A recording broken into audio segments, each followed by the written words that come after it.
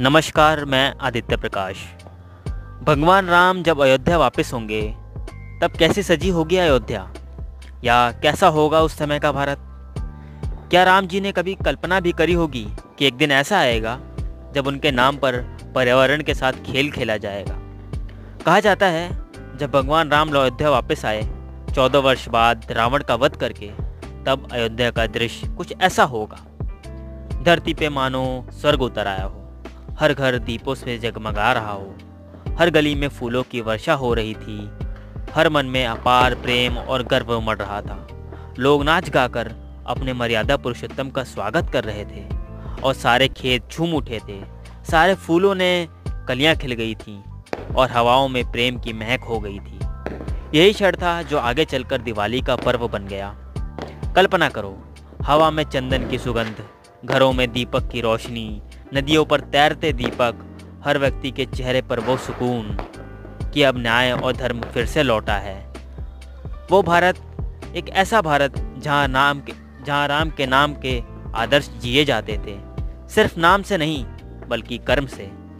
और अगर हम आज के भारत को देखें, जहाँ राम के नाम के सिवा शायद ही कुछ उनके राम राज्य जैसा बचा होगा। राम के नाम का इस्तेमाल कर कभी राजनीति, कभी विवाद और कभी पर्यावरण को धुआं धुआं कर दिया जाता है। और जो सरकार उनके नाम को और उनके नाम पे चलने का वादा करती है और बात करती है, वो सिर्फ तमाशा देख रही है। शायद भगवान राम ने कभी ज़िंदगी में नहीं सोचा होगा राम राज्य का जो उन्होंने उदाहरण दिया, वहीं पर उनके नाम पर राजनीति खेली जाएगी और सिर्फ उनके नाम की मार्केटिंग करी जाएगी।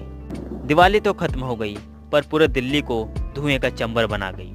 पिछले 5 वर्षों में AQI लेवल सबसे खतरनाक और डेंजरस रहा इस बारी। सिर्फ पटाखा ही एक रीज़न नहीं है, क्योंकि कंस्ट्रक्शन, ट्रैफिक, पराली और सबसे महत्वपूर्ण कारण जो हम कह सकते हैं वो राजनीति रही।